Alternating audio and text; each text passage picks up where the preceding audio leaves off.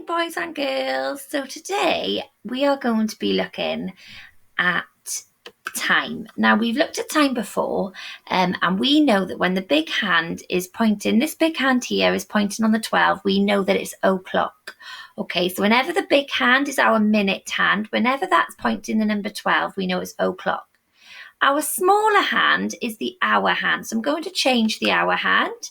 So it means the minute hand goes all the way around the clock. One whole time means it's past an hour. 60 minutes goes all the way around, and that is one whole hour. So now, with the big hand pointing on the 12 and the small hand on the number 1, we know that it's 1 o'clock.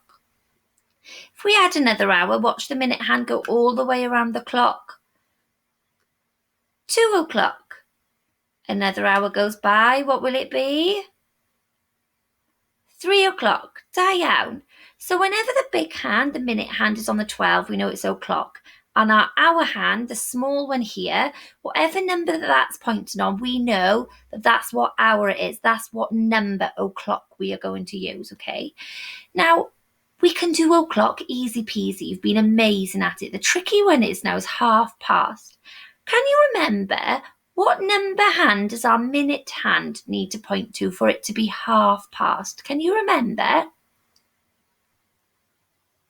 Down, boys and girls, it needs to be the number 6. So if I add half an hour, so we know 1 hour is 60 minutes, half of 60 is 30, so it goes halfway around the clock.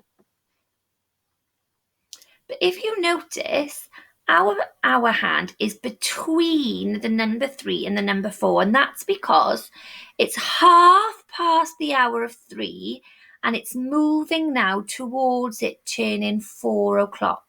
So this gets a little bit tricky, but when we're looking at our half past, we look at our minutes hand, make sure it's pointing to the 6. And we always read the number which comes before. So where the arrow is pointing, the hand, is pointing between the two numbers, we always look at the number that comes before. So this one here would be half past 3. Now I'm going to try and do another one now and see if you can. Right, okay. So we know that it's half past because it's on the 6. But remember, we must make, what number do we need to go to when we're looking at our hour hand? Can you remember? Diane, we look at the number that comes before. So this would be half past 6 because it's not quite got round till 7 o'clock. So in another half an hour from there, it will be 7 o'clock. Miss Nixon is going to quickly set some times. I want you to shout them out, okay? What time's this? Diane. What time's this? Diane. Now let's make it a bit more tricky. Can you remember what number you need to be looking for? So our big hand, our minute hand is on the 6. We know that that is half past. Well done.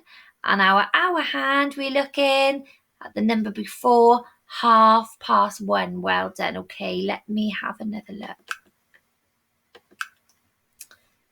Can you have a go at that one?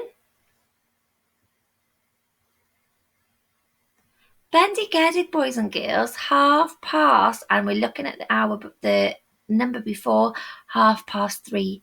So if it's half past 3 now, in half an hour, when our minute hand goes round halfway again, what time do you think it's going to be? Let's have a look. See if you can have a guess.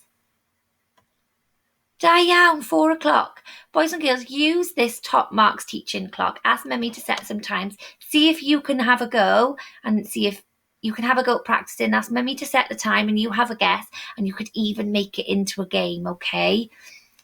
Diane T.